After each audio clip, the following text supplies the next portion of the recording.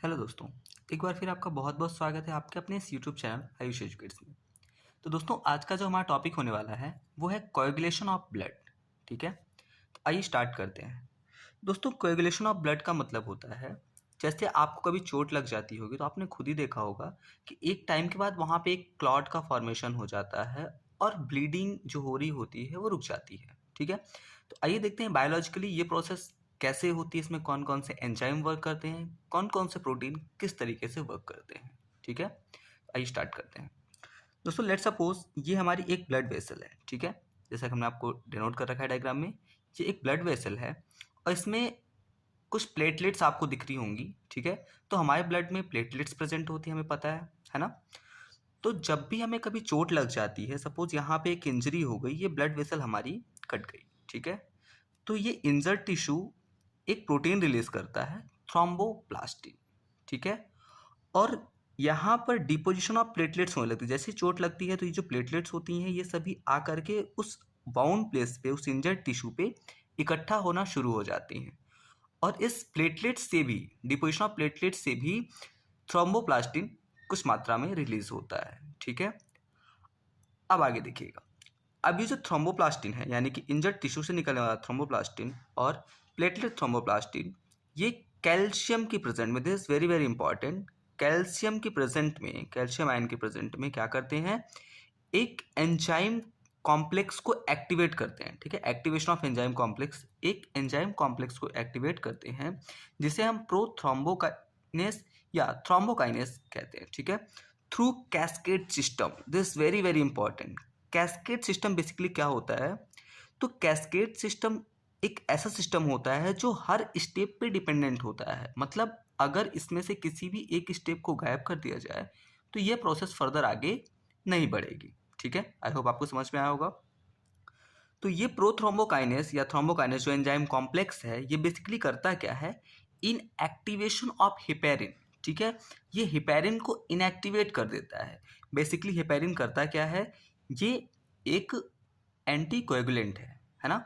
तो ये हिपेरिन जो होता है ये हमारे ब्लड में क्लॉट बनने को रोकता है। ठीक है, हमारे ब्लड में क्लॉटिंग ना होने पाए उसको रोकने का काम हिपेरिन का होता है।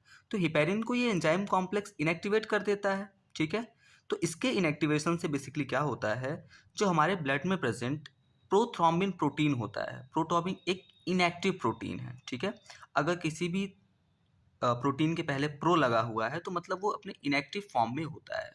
ठीक है, तो जो प्रोथ्रोम्बिन होता है, जो इनएक्टिव फॉर्म में होता है, वो एक्टिवेट हो जाता है और थ्रोम्बिन में कन्वर्ट हो जाता है। थ्रोम्बिन इसका एक्टिव फॉर्म होता है। ठीक है, अभी थ्रोम्बिन क्या करेगा, थ्रोम्बिन जाएगा फेब्रिनोजन के पास, हमारे ब्लड में प्रेजेंट प्रोटीन होती है इनएक्टिव फॉर्म में, लास्ट में ओजन वर्ड भी आ रहा है, तो इसका मतलब होता है क्या, कि ये भी अपने इनएक्टिव फॉर्म में प्रेजेंट है। ठीक है, तो फेब्रिनोजन इनएक्टिव फॉर्म में होता है बट थ्रोम्बिन के प्रेजेंस में ये कन्वर्ट हो जाता है फिब्रिन के फॉर्म में। ठीक है, जो एक्टिव फॉर्म होता है और ये इनसॉल्युबल फाइबर्स होते हैं। ठीक है, फिब्रिनोजन क्या होते हैं, इनएक्टिव फॉर्म में होते हैं और ये सॉल्युबल फाइबर्स होते हैं। बट जब ये कन्वर्ट हो जाते हैं फिब्रिन में और एक्टिव फॉर्म में आ जाते हैं तो ये इनसॉल्युबल फाइबर्स बन जाते हैं। ठीक है, तो ये फिब्रिन जो है ये आगे जा कर के क्या करता है, एक नेटवर्क ऑफ फिब्रिन, मतलब एक जाल सा बुन देता है, जो हमारी जहाँ पे बाउंडेड प्लेस है वहाँ पर क्या करेगा, एक जाल सा बना देता है। ठीक है, और ये सॉफ्ट क्लॉट में कन्वर्ट हो जाता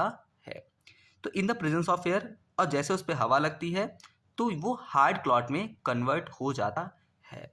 ठीक है, तो इस तरीके से हमारा जो है एक क्लॉट का फॉर्मेशन हो जाता है, मतलब जहाँ पे चोट लगती है वहाँ पे एक क्लॉट बन जाता है और ब्लीडिंग जो है वो रुक जाती है। क्लियर है।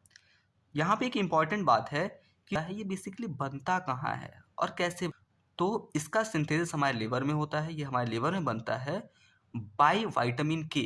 ठीक है, मतलब विटामिन के से लिवर में प्रोथ्रोम्बिन का फॉर्मेशन होता है। ठीक है, तो आइए कुछ एनसीईआरटी की लाइंस कवर अप करते हैं, एनसीईआरटी कवर करते हैं। तो बेसिकली कोगुलेशन होता क्या है, it is a sequence of responses that stops bleeding called cascade system.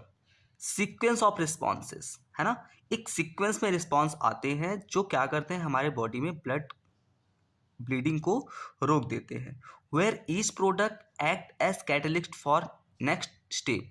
ठीक, जैसा कि आप देख पा रहे होगे यहाँ पे जितने प्रोडक्ट बन रहे हैं वो अगले स्टेप के लिए एक ठीक है, यहाँ पर भी आप देख पा रहे होगे, ठीक है, हर स्टेप अगले स्टेप के लिए एक कैटलिस्ट का काम कर रहे हैं, ठीक है।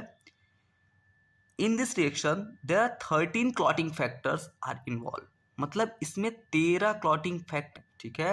ये एक बहुत कॉम्प्लेक्स प्रोसेस है, बट हमारी एनसीईआरटी में जो दे रखा है, जो हमारे लिए इंपॉर्टेंट है, हमें केवल उतना ही पढ़ना है, ठीक है। Calcium ion play a very important role in clotting, ठीक है। इस क्लॉटिंग में बहुत इंपॉर्टेंट रोल प्ले करता है, जैसा कि मैं आपको वीडियो की स्टार्टिंग में ही बताया कि कैल्शियम आयन बहुत इंपॉर्टेंट रोल प्ले करता है। इसकी के प्रेजेंस में हमारा जो एंजाइम कॉम्प्लेक्स है प्रोथ्रोम्बिनेस और थ्रोम्बोकाइनेस है, एंजाइम कॉम्प्लेक्स जो है हमारा एक्टिवेट होता है। क्लियर है? तो अब यहाँ पे एक नोट डाल के हम समझते हैं इसको कि विटामिन के का रोल क्या होता है हमारे ब्लड कोएगुलेशन में। तो involve in formation of blood clotting factors का फॉर्मेशन करता है। कौन कौन से? दूसरे नंबर के क्लॉटिंग फैक्टर को 7वें 9वें और 10वें नंबर के, जैसे मैंने आपको बताया 13 क्लॉटिंग फैक्टर्स इसमें इन्वॉल्व होते हैं। तो दूसरे 7वें 9वें और 10वें क्लॉटिंग फैक्टर को का फॉर्मेशन में इसका बहुत बड़ा रोल होता है हमारे लीवर के अंदर, ठीक है। अब सीरम क्या होता है? येलो इन कलर, ये पीले रंग का होता है, येलोइश कलर का होता है। Plasma minus blood clotting factor, अगर हम प्लाज्मा में से ब्लड क्लॉटिंग फैक्टर्स को रिमूव कर दें तो जो बनने वाला है उसे हम क्या बोलते हैं? सीरम बोलते हैं। बेटा नीट का PYQ रह चुका है, तो so this is very very important, you must learn this कि सीरम क्या होता है? Plasma without clotting factor, NCERT की लाइन है, plasma without clotting factor is called serum, ठीक है। तो उम्मीद करते हैं आपको ये समझ में आया होगा बहुत अच्छे से। ऐसे ही और वीडियोस के लिए कमेंट सेक्शन में यस